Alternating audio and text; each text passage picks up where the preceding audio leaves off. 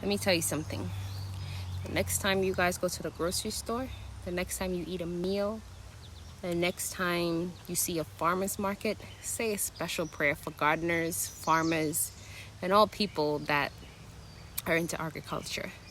It is amazing to watch how you plant things in the ground and to watch it blossom. Some of them grow from seed, some of them grow from little bulbs. It's just amazing to watch the growth nonetheless. So the first lesson that I learned so far was that getting your nails done, it's a no-go. Unless you want to have dirt stuck under those acrylic, it's not gonna work. Second lesson so far that I've learned is that you cannot plant more than one thing in a bed, otherwise one is gonna overpower the other. The third lesson that I have learned since I have been gardening, find yourself a protective hairstyle. Recommend braids, because this silk press, it's about to be done for.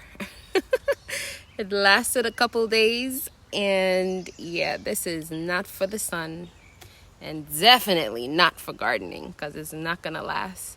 But it's okay, it's all about lessons. This year is all about learning lessons.